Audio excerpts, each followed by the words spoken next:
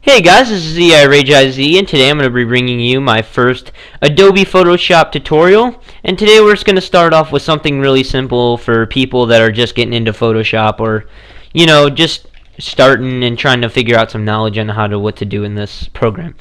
So what we're going to do is we're going to set the height and width to 400 and make sure it's always on pixels, and the background content to either white or transparent, and I'm just going to go with white, and all the resolution is always the same, and then hit OK.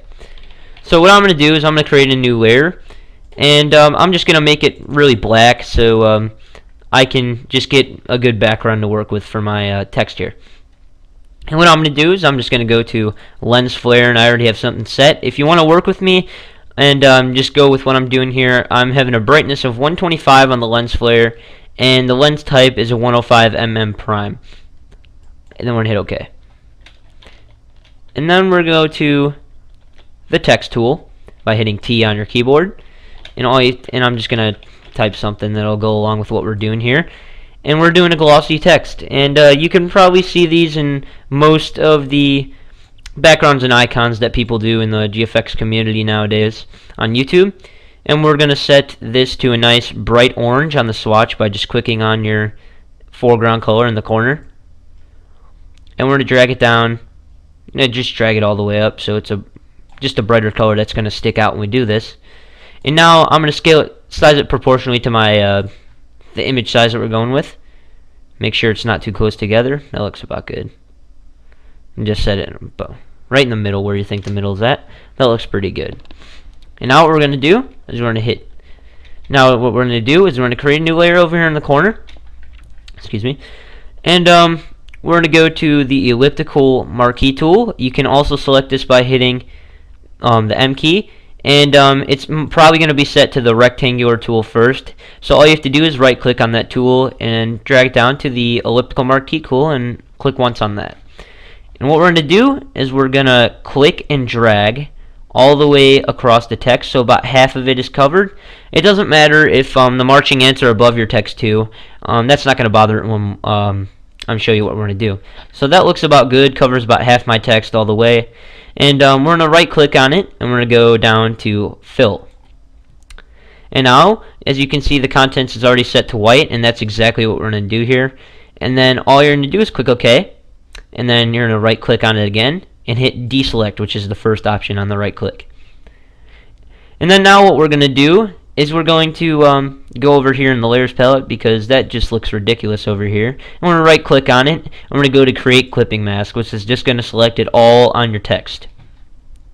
And now what we're going to do is we're going to go over to the opacity here and lower it to about 40% maybe, because 40% always looks good. And there you go. And that's one way you can do it. And now I'm going to show you one more way that's a little quicker, but it's a lot they're about the same. It'll take you about the same amount of time. So what we're going to do, we're going to delete the layer here, and I'm going to show you the second way. Now before you do this, we're going to select the just the regular shapes tool. I already have it on the ellipse tool. Or you can also select this by hitting U on your keyboard, and then right click down. It'll usually start on the rectangle tool, and just click on the ellipse tool. Now first thing you want to do before you do this is you don't have to create a new layer, and that is because when you drag the shape across already, it's just going to create a new layer above itself. So what you need to do is go to the foreground color here, and I'm going to change this orange to white. Now, the next thing you're going to do is you're going to stay on the ellipse tool, and you're just going to drag all the way over like we did with the last tool, and just drag it about halfway over. It doesn't matter if it's above still, just drag it about right there. And then we're going to click this off, and the background will just disappear as you see, and we don't want that blob, so all we have to do is right click on our layer again and go to create clipping mask.